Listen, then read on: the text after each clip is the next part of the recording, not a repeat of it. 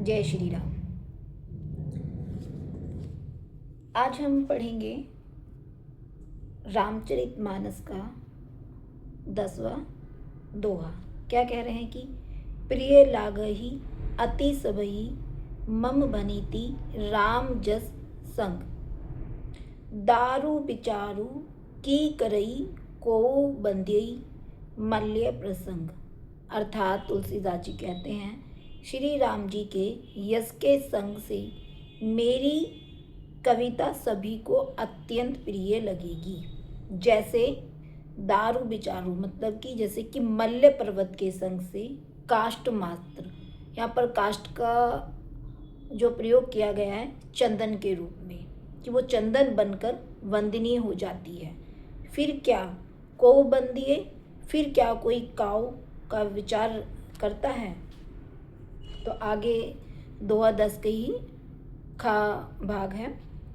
सायं सुरभि पै बिसद अति गुणद करीम सब पान, गिरा ग्राम में सिए राम जस गावही सुनहि सुजान।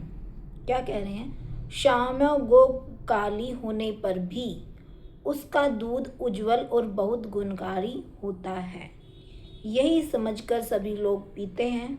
इसी तरह गंवारू भाषा में होने पर भी श्री सीताराम जी के यश को बुद्धिमान लोग बड़े चाव से गाते और सुनते हैं। कहने का तात्पर्य ये है तुलसीदास जी का कि गाय चाहे काली हो या गोरी हो या श्याम वर्ण की हो, लेकिन उसका जो दूध होता है वो सफ़ेद ही होता है और पौष्टिक गुणों से भी परिपूर्ण होता है।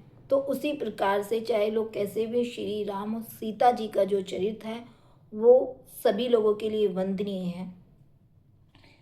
अब इसमें आगे कुछ कारिकाएँ हैं, चौपाई। तुलसीदास जी लिखते हैं, मणि माणिक मुकुता छवि जैसी, अहि गिरी गज सिर सोहना तेसी, नरप किरीट तरुणी तनु पाई, लहिम सकल शोभा अधिकाई।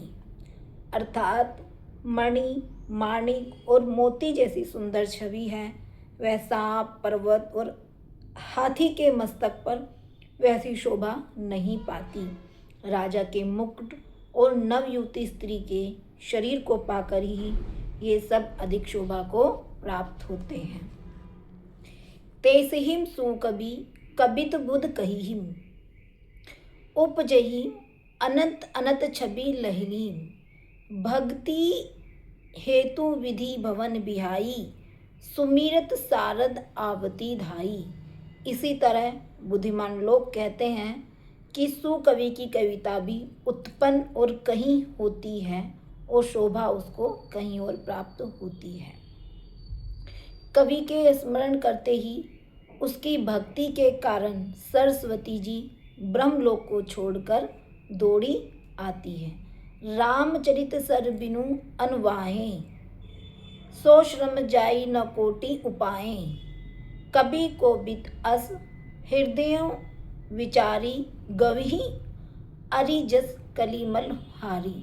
सरस्वती जी की दौड़े आने के वह थकावट श्री रामचरित रूपी सरोवर में उन्हें नहलाए बिना दूसरे करोड़ों उपायों से भी वो दूर नहीं होती।